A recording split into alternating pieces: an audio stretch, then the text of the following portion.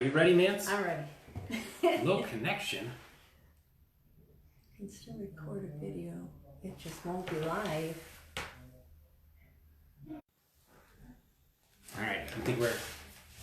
Hopefully didn't mess up all of our comments. Of course we're going to tag Nance in this video. Alright. Hello everyone, welcome to the Nicole and Craig Show. As you can tell, this is not Nicole Hansen. I am not Nicole Hansen. Yep, this is Nancy Hecht. She works on Nicole's team. Yes. So, alright. And we've got a great show. Nicole's out of town today. But we've got an awesome show. First of all, Nance, what do you do for Nicole's team? I am the transaction coordinator for the Nicole Hansen group. So I process all their transactions for them. Awesome, awesome. And guess what? That's interestingly enough, or what a coincidence, or how ironic that today's show is about the top 5 things you can do to make sure your transaction closes smoothly. Right? Yes, right. That sounds awesome. All right. So, all right, here we go. Yeah, so we got 5 awesome tips for you. We're going to get right into it. The first tip is number 5, read everything you get sent. Very important. It's so Jessica, important. hello. Oh, your first one live, Crystal. Thank you. All right. All right. So, yes, so important to read everything. You've got to read the contracts, title work. Got to go over that. You know how important that is. Things come up on there, judgments, liens. So important to take care of everything that's on there, and I do a lot of that here and work with the title companies so we can clean that up. But so important that you take care and read everything that you get. It sounds like the Wizard of Oz, like lions and tigers and bears. Oh my! Like title and liens and judgments. Oh my! And judgments. All right, that's awesome. So yeah, here's the thing. Most of the time, every once in a while, you will get copied on things from the lender and the other agent and things like that. But if someone sends you something, you should do something with that. Yes, definitely. And if you're not sure, ask somebody. Ask your broker manager. Ask your team leader if you're on a team. Ask your processor if you're fortunate enough to have a processor. Definitely. And if you don't know, ask somebody. You go to the expert. Title, call the title company. Contract. Oh, that's a good point. Go to your broker. Yeah, I always say go to the I'll say go to the approval authority or the person that's asking you. Definitely. What's up, Nicole? We're gonna try to do this without you, Nicole Hansen. So far, it's going way better than normal.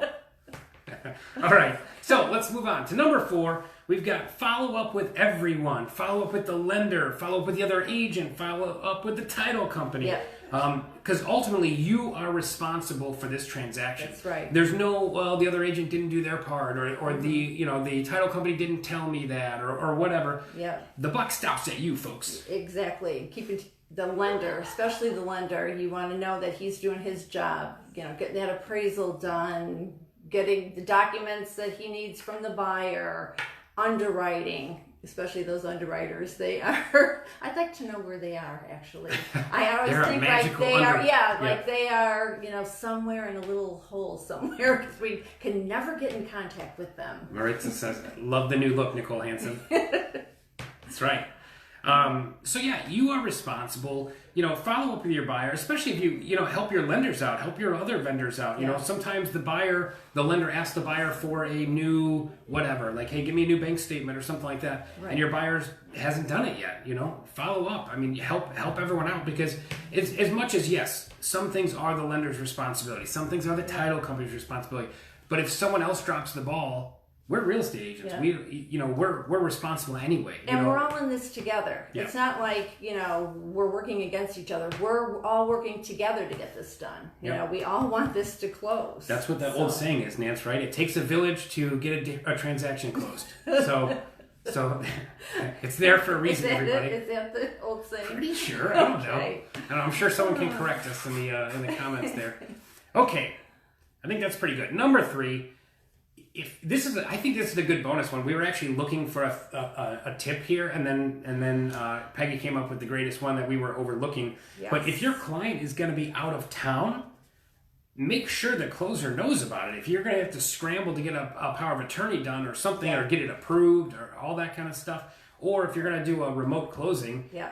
these things take time, and you don't want to spring that on the closer at the last minute. And it does happen. It does get sprung, and they need at least like 3 days, to do an what we call a mail away or a remote closing.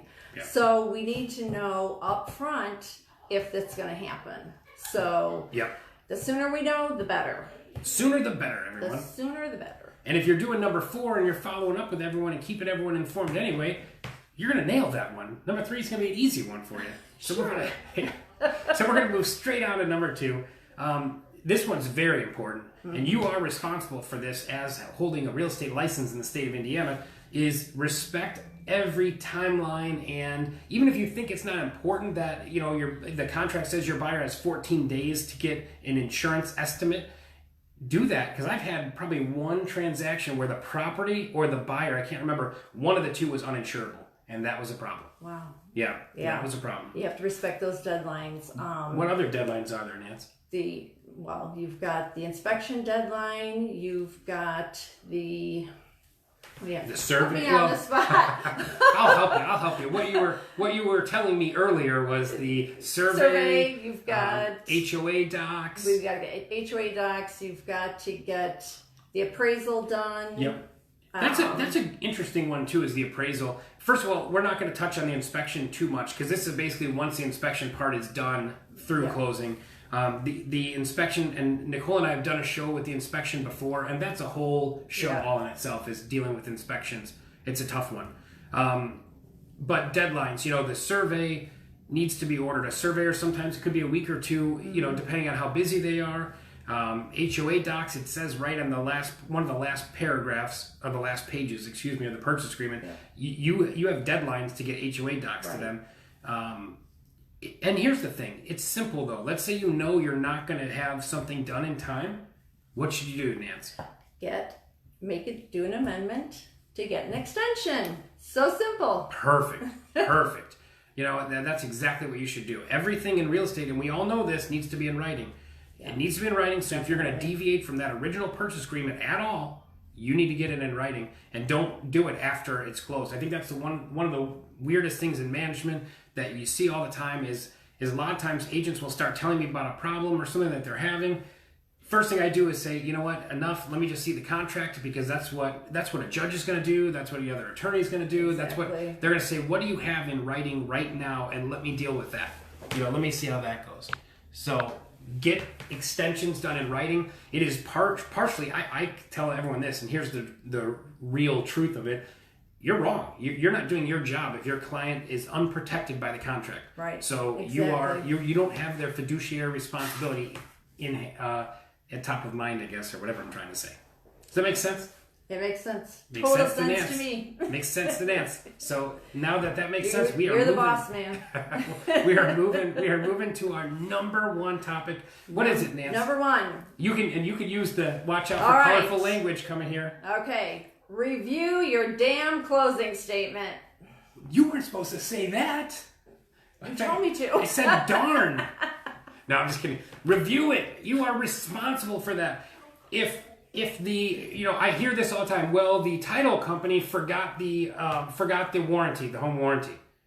Yeah. No, they didn't. No. You didn't verify that everything closed according to the contract. That's your responsibility. Yeah. So you've got to, make sure you take your contract and the closing statement and you check to make sure that what's on your contract, or, maybe something came up in inspection and you changed things. Make sure that everything is on that closing statement that needs to be on the closing statement. Yeah. Very important. Review it. Another thing too, let's say your buyer's getting, let's just say a $3,000 closing cost credit. Right. Make sure, a lot of times they have to split those costs up, so make sure that those credits equal the $3,000. A lot of times they do not. And you might want to check that. Every once in a while, a title company will put a fee on the wrong side of the transaction. I think they do it just to make sure we catch it. Oh yeah. Because they don't make mistakes. They don't make mistakes. So, but again, you have to verify those. And two, you have to check your commissions. Sometimes the commissions are wrong. I mean, it doesn't happen very often, but it does happen. You should be reviewing everything on that closing statement, because I mean, they are human and they do make mistakes. So just make sure you check everything on that closing statement. Yeah, you are part of the checks and balances process, so make sure you are checking and balancing things.